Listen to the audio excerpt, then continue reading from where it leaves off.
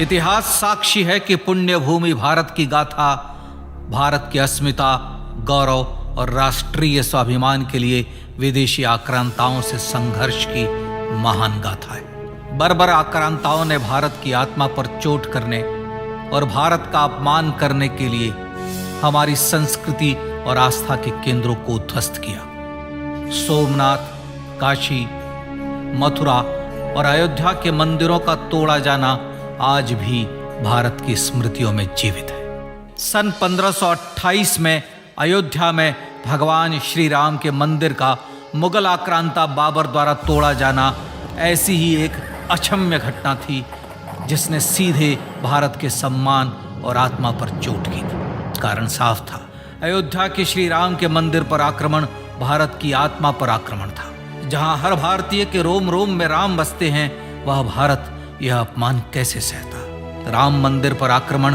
भारत को आहत कर गया था। विदेशी हमलावर अपनी बर्बरता दिखाते गए और भारत अपने आत्मगौरव को फिर से पाने के लिए संघर्ष करता रहा। भारत रामलला के जन्म स्थान पर बाबर के नाम पर बने एक ढांचे को देखता और उसे हटाने का संकल्प लेकर शक्ति संजोया करता। हिंदू समाज आत्मसम्मान के रण में डटा रहा और लगातार हमलावरों द्वारा बनाए गए बाबरी ढांचे को हटाने के लिए लड़ता रहा। सरयू कई बार रक्त से लाल हुई। कभी स्थानीय शासकों ने तो कभी साधु संतों और राम भक्तों ने राम जन्मभूमि की मुक्ति के लिए अपने प्राणों की आहुति दी। 74 बार युद्ध हुए। हम कुछ मोर्चे हारे, पर रण जीतने का संकल्प कभी कम नहीं हुआ। हिंदू समाज तलवारों से रक्त रंजित हुआ, पर उसने हार नहीं मानी। उसका संकल्प अजेय था। 15 अगस्त 1947 को देश की आजादी के साथ सैकड़ों सालों से चले आ रहे इस संघर्ष में नई ऊर्जा और एक नया मोड़ आया। अचानक 23 दिसंबर 1949 को बाबरी ढांचे में श्री राम लला प्रकट हुए। हजारों राम भक्त दर्शन के लिए उमड़ पड़े। तत्कालीन प्रधानमंत्री पंडित जवाहरलाल नेहरू ने उत्तर प्रदेश सरकार को श्री राम लला को विवादित ढांचे से हटाने का आदेश दिया।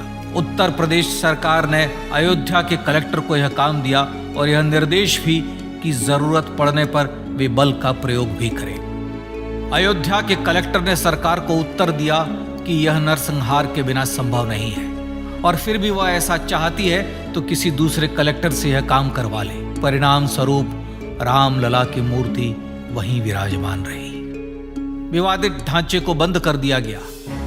केवल पुजारी को सेवा अर्चना के लिए भीतर जाने की अनुमति थी। फिर भी राम भक्त विवादित ढांचे के बाहर से प्रभु श्री राम की आराधना करते रहे। भारत के हिंदू समाज के लिए चुनौतियां और बढ़ गई। मामला अदालत में गया।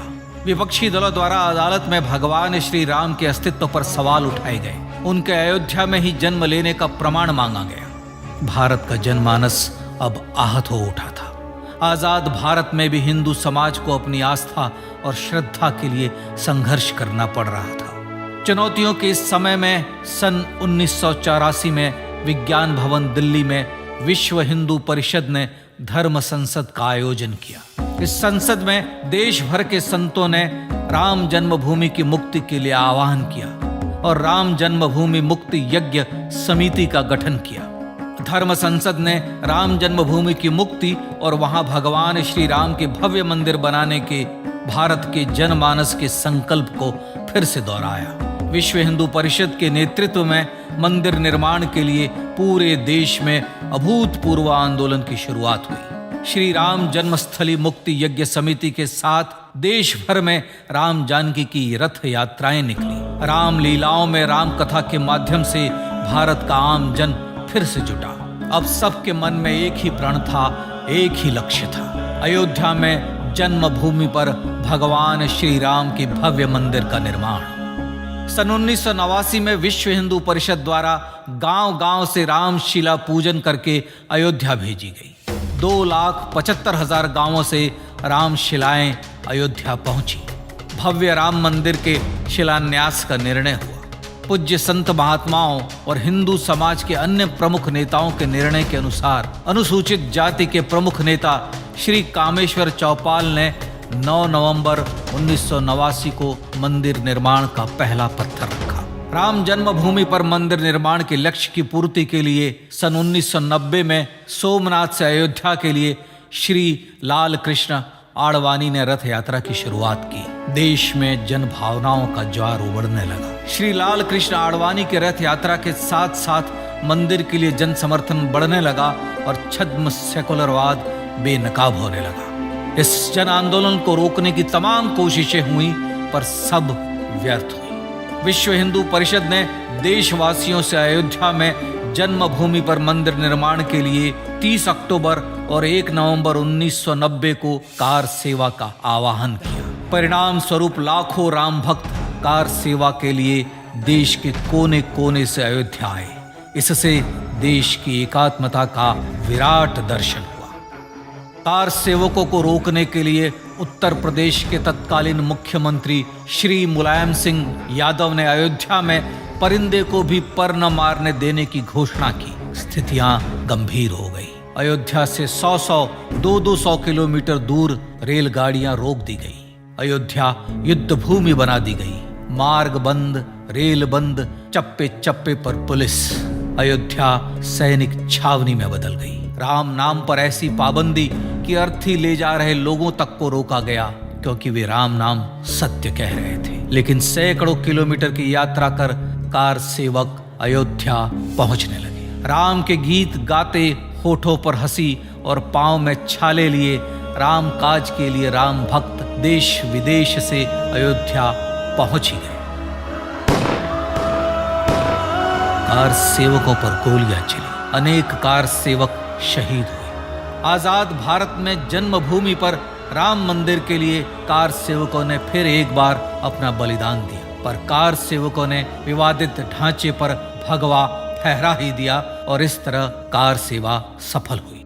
श्री राम जन्मभूमि आंदोलन ने भारत की सुप्त आत्मा को झकझोर कर जगा दिया था। विश्व हिंदू परिषद ने फिर एक बार 6 दिसंबर 1992 को कार सेवा का आह्वान किया। राम भक्तों को कार सेवा करने देने के लिए अदालत में प्रार्थना की गई, पर अदालत ने कोई निर्णय नहीं दिया। परिणाम स्वरूप बौद्ध, जैन, सिख, स्वामीनारायण संप्रदाय, गायत्री परिवार, हर पंथ मत विचार के हिंदू एकत्र हो गए। छूत अछूत का भेद मिटा, जाति की पहचान मिटी। हम सब हिंदू, हम सब सिंधु बन गए।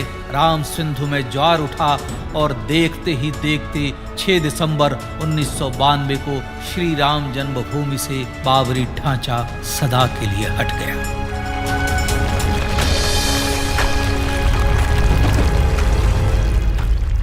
यह क्षण शौर्य, न्याय और सत्यमेव जयते का क्षण था। यतो धर्मस्ततो जय का क्षण था। पर संघर्ष की गाथा यहां जाकर भी नहीं रुकी। छद्म सेकुलरवादियों द्वारा भारत और भगवान श्री राम के इतिहास को झुठलाने के लिए अदालतों में चुनौतियों का सिलसिला चलता रहा, जो 1950 से चल रहा था। हिंदू सिखों के बीच से गुजरते हुए भगवान श्री राम का दर्शन करने के लिए विवश थे। यह स्थिति थी आजाद भारत में श्री राम और राम भक्तों की। पर सत्य को तो जीतना ही था। आखिरकार देश के सर्वोच्च न्यायालय के 5 जजों की खंडपीठ ने 9 नवंबर 2019 को ऐतिहासिक निर्णय दिया और यह कहा कि अयोध्या जन्मभूमि परिसर की पूरी 67 एकड़ भूमि रामलला की। और न्यायालय ने भारत सरकार को जन्मभूमि पर मंदिर बनाने के लिए एक ट्रस्ट बनाने का आदेश दिया। सर्वोच्च न्यायालय के आदेश के अनुसार भारत सरकार ने 5 फरवरी 2020 को श्री राम जन्मभूमि तीर्थ क्षेत्र नाम के ट्रस्ट का गठन किया और राम जन्मभूमि न्यास की भूमि जो सरकार द्वारा अधिग्रहित की गई थी उसे ही नवनिर्मित न्यास को वापस दे दिया गया। 5 अगस्त 2020 को भारत के प्रधानमंत्री श्री नरेंद्र मोदी ने श्री राम जन्मभूमि तीर्थ क्षेत्र के अध्यक्ष पूज्य महंत नृत्य गोपाल दास, राष्ट्रीय स्वयंसेवक संघ के पूज्य सरसंघ चालक डॉक्टर मोहन भागवत एवं उत्तर प्रदेश के मुख्यमंत्री श्री योगी आदित्यनाथ की उपस्थिति में श्री राम जन्मभूमि पर भगवान श्री राम के भव्य मंदिर के लिए भूमि पूजन कर निर्माण कार्य का शुभारंभ किया। इस तरह लगभग 500 वर्षों से राम जन्मभूमि की मुक्ति के संघर्ष का पटाक्षेप हुआ। अपने आत्मसम्मान और राष्ट्रीय अस्मिता के लिए इतना लंबा संघर्ष विश्व के इतिहास में बेजोड़ है। श्री राम भारत की आत्मा, भारत की परिभाषा, हमारे राष्ट्रीय आदर्शों और जीवन मूल्यों के प्रतिनिधि मर्यादा पुरुषोत्तम हैं, जो हर हिंदू के होठों पर जन्म से मृत्यु तक रहे। बस यही हर हृदय में प्रार्थना होती है। राम भारतीय राष्ट्रीय स्वाभिमान और आसेतु हिमालय से समुद्र पर्यंत तक जन जन को एकात्मता के बंधन में बांधने वाले रक्षा सूत्र हैं। अयोध्या स्थित श्री राम जन्मभूमि पर बाबर का हमला वास्तव में भारत के स्वाभिमान और राष्ट्रीयता पर हमला था। प्रधानमंत्री श्री नरेंद्र मोदी द्वारा श्री राम जन्मभूमि पर राम मंदिर का पुनः निर्माण न केवल बाबरी मानसिकता का पराभव है, बल्कि संपन्न, सुखी, सुसंस्कृत, सर्वशक्ति संपन्न स्वराष्ट्र का सूर्योदय भी है। यह उस राम राज्य की दिशा में वह कदम है जिसकी अभिलाषा राजराजेंद्र चोल, कृष्णदेव राय, छत्रपति शिवाजी महाराज से लेकर महात्मा गांधी तक ने की थी। अयोध्या में जन्मभूमि पर भगवान श्री राम का मंदिर न सिर्फ राष्ट्रीय गौरव होगा, बल्कि वह श्री राम के आदर्शों का राष्ट्र मंदिर होगा। अब वह महान संकल्प पूरा होने जा रहा है। आइए इस राम यज्ञ, राष्ट्र यज्ञ में जिन ज्ञात और अज्ञात भारतीयों ने अपनी आत्माहुति दी है, उनका पुण्य स्मरण कर उन्हें श्रद्धांजलि दें।